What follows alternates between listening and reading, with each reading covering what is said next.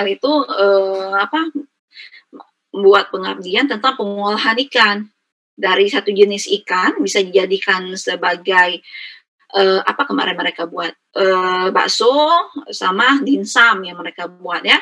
Kemudian juga karena nelayan di sana rata-rata juga melakukan penangkapan gurita, dan juga ada kooperasi tentang unit usaha gitu ya, koperasi usaha saya lupa, KUB. Nah, kelompok bersama desa gitu ya, kelompok bersama tentang sumber daya si ikan gurita tadi gitu. Nah, kebiasaannya mereka itu jual gurita itu dengan gurita segar gitu ya, gurita yang telah dikeringkan. Nah, pengemasannya seperti apa? Pengemasannya sederhana, dibaut dengan kertas biasa. Nah, kemarin jadi pengabdian dusun itu salah satunya adalah packaging. Bagaimana mempackaging si gurita itu menjadi dalam kemasan yang menarik gitu ya, kemasan yang memang tahan lama si guritanya gitu ya, dengan menggunakan vakum gitu ya, vakum plastiknya. Nah, itu jadi tepat sasaran sekali. Saya karena saya dengar kenapa harus beli bakso jauh sekali ke Banda Aceh gitu ya. Ternyata mereka seharusnya bisa melakukan pengolahan sendiri. Dan mereka katakan mereka tidak tahu gitu cara pengolahan.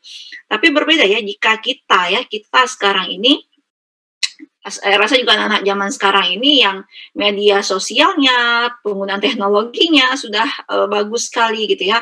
Kalaupun belum ada yang melakukan sosialisasi, yang belum pernah ada yang melakukan seperti tadi itu ya, pengabdian tersebut, pemaparan terhadap pengolahan tersebut, seharusnya kita bisa mencari tahu gitu ya.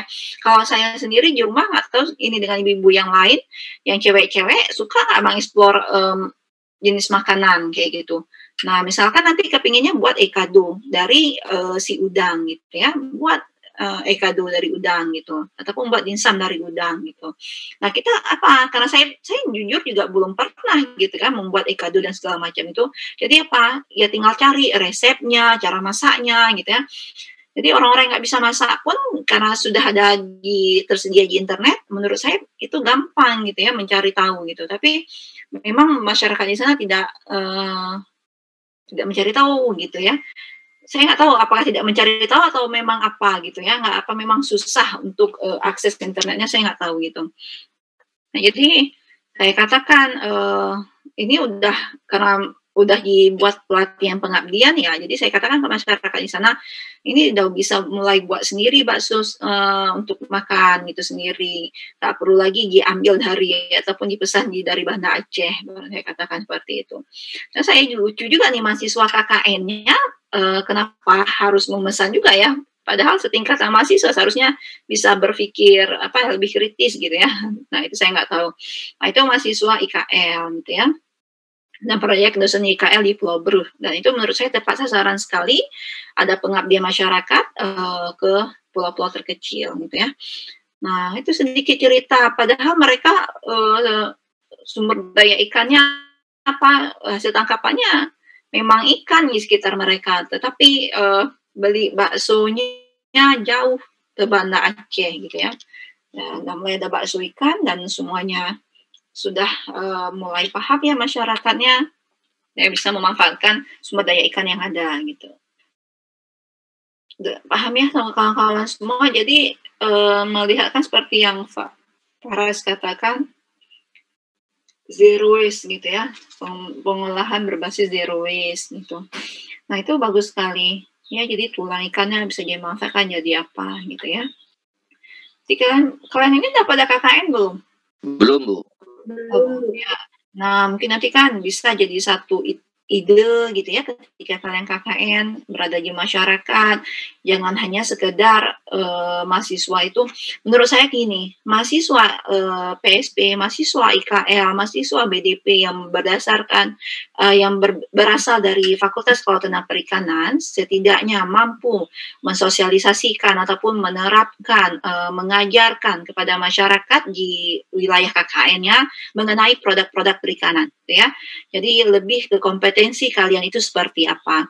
Bu, kami KKN-nya ke sana, ke daerah pegunungan, ya nggak masalah gitu. Tapi lihat, perhatikan kondisi masyarakatnya. Apakah memang konsumsi ikan laut atau konsumsi ikan tawar ataupun ikan sungai gitu ya. Jadi kalau bisa gitu ya, kalau bisa sesuai dengan kompetensi kalian. Nah, jadi ini salah satunya nih, Zero Waste ini. Jadi proyek kegiatan kalian nanti ke depannya ketika KKN, apa yang dapat kalian lakukan? Tidak hanya sekedar kalau KKN itu apa ya, bersih-bersih gitu ya. Kemudian apa lagi saya lihat buat apa pamflet gitu ya. Nah, jadi ada skill yang kalian tinggalkan ke masyarakat sekitar. Tapi biasanya juga hiburan-hiburan ke anak-anak, apa perlombaan-perlombaan. Nah, itu perlu, tetapi juga ada skill lainnya yang mungkin bisa kalian berikan ke masyarakat gitu ya. Dari apa proses kalian belajar selama ini. Gitu ya. Zero waste nanti tahun berapa? Ya tahun keberapa nanti mulai KKN kalian 2019? Semester berapa? Ini semester berapa kalian? Semester 5, Bu. KKN semester 7 ya? Semester berapa KKN? Saya juga nggak tahu. Bu, tapi Bu, sebagian Bu yang di Pulau Aceh Bu ada juga dari Latin 19 kemarin dari IKL Bu. IKL ya? 2019. Berarti ada Bu. Karena proyek kayak gitu ya, proyek dari prodinya mungkin ya. Jadi dicampur ya kemarin ya?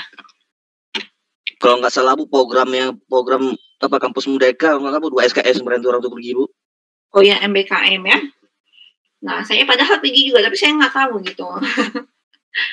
Nah, jadi saya minta ikut ke dosen saya KL, dan mereka juga menawarkan sebenarnya. Jadi saya katakan saya alumni KL gitu ya. Saya mau melihat kondisinya. Karena memang belum pernah saya ke Pulau Bruh itu. Ini kemarin itu mereka sewa kapal ya, bukan kapal penumpang tapi memang kapal nelayan gitu. Kapal nelayan Bu. Kapal nelayan gitu kan.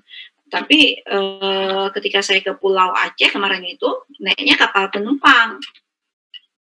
Kalau kapal transportasi kan berbeda ya, tempat duduknya itu ada di bagian dalam rumah kapal itu ya. Tapi ini karena kapal nelayan kemarin kami duduknya di luar gitu ya.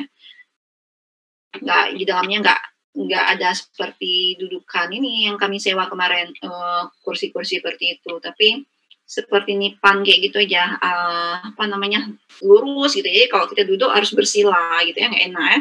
Jadi kami duduk di luar. Ya seru juga lah, saya mulai takut juga kemarin itu ketika mau berangkat hujan lebat, tapi karena lihat si pawangnya ini nggak ada raut mukanya, nggak ada perubahan, nggak ada kekhawatiran ya, jadinya saya seperti oke lah, baiklah gitu, aman nih sepertinya berangkat itu. Saya mempercayakan ke pawang yang sudah berpengalaman gitu ya. Karena ada pertama kali yang kami sewa itu ternyata pawangnya mundur dengan alasan cuaca hujan gitu ya, hari Minggu itu ya, hari Minggu kan hujan lebat itu ya. Nah di pagi hari itu hujan lebat sekali dan pawang itu yang pertama mundur.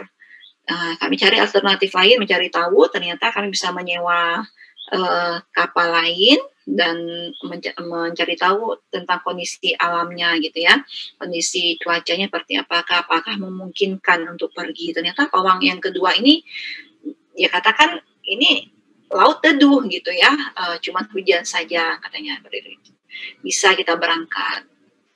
Jadi beliau menanyakan awalnya kapal mana disewa gitu. Setelah kami menyebutkan, ternyata si pawang kedua ini mengatakan, oh ternyata kapal itu rusak gitu ya, mengalami kebocoran gitu. Untung kami nggak jadi berangkat dengan kapal yang pertama gitu ya. Dan pawangnya pun dia mundurnya itu bukan dengan alasan kapalnya lagi tidak sehat, tapi karena cuaca yang tidak sehat gitu ya. Jadi seharusnya ada tanggung jawab pawang ya, ketika ada orang-orang yang menyewa seperti itu, jangan mengambil resiko gitu ya. Walaupun kita katakan ya mereka cari rezeki, tapi keselamatan orang lain itu paling utama gitu ya.